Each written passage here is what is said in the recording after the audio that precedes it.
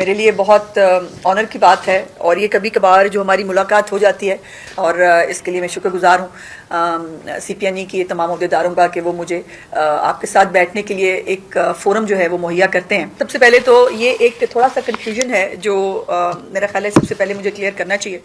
जो हमारा digital media wing है वो DGPR का एक ज़ैली इदारा है जिसके अंदर जितनी भी मॉनिटरिंग है वो डिजिटल मीडिया की हो या वो इलेक्ट्रॉनिक और प्रिंट मीडिया की हो, उसके लिए हमने AI के ज़रिए एक सिस्टम जो है वो इंस्टॉल किया है और उसके अंदर जो है वो हमें जो डिजिटली जनरेटेड रिपोर्ट्स जो हैं वो मौसूल होती हैं। डिजिटल मीडिया आपके प्रिंट मीडिया को खा रहा है, तो ये आप इस बारे में फैसला कर लें कि अगर आपने डिजिटल मीडिया को इतना फ्लरिश करना है तो फिर आपका प्रिंट मीडिया एग्जिस्ट करेगा या नहीं करेगा, ये भी एक बहुत बड़ा सवाल है। जो वेरीफाइड खबर है, जो मुख्तलिफ स्क्रूटनी से गुजर कर अखबार तक पहुंचती है, आज भी वही सबसे ऑथेंटिक खबर है।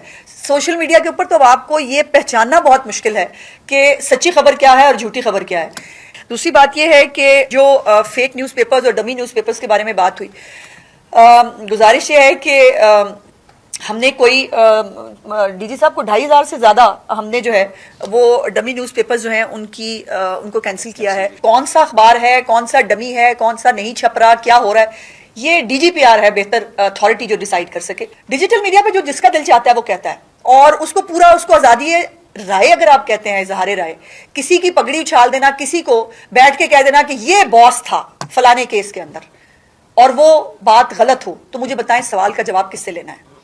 लेकिन इसमें हमसे सवाल से पहले आपको अपने आप से सवाल पूछना चाहिए कि आप लोग इसके ऊपर सवाए इजहार राय की आज़ादी के झंडे के आप और क्या करते हैं। आपके पास इजहार राय की आज़ादी है, आपको बिल्कुल होनी चाहिए, आज़ादी सहाफ़त भी होनी चाहिए। मेरे भी कोई फंडामेंटल राइट्स हैं कि नहीं?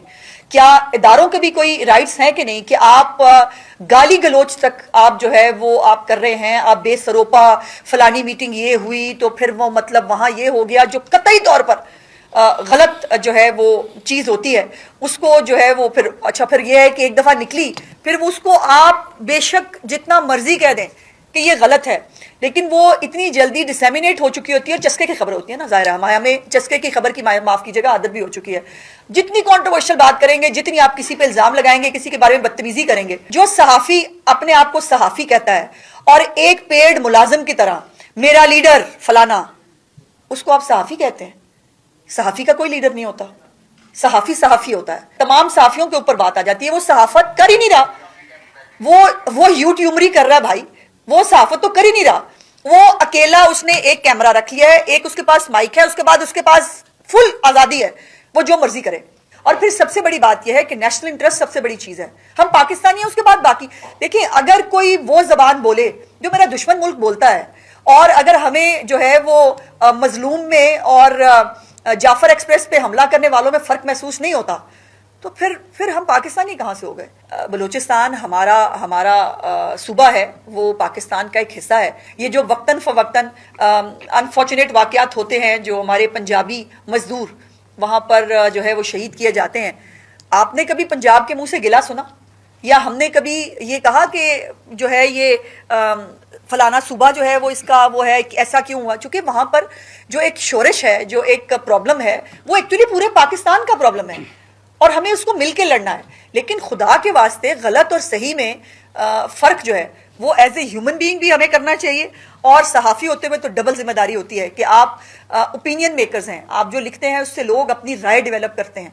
उस राय को जो है वो कितना ऑथेंटिक, कितना साइब होना चाहिए, ये मुझे तो कम से कम आपको बताने की जरूरत नहीं है। हमें आप बताएं कि आपके मुताबिक सहाफ़ी कौन होता है।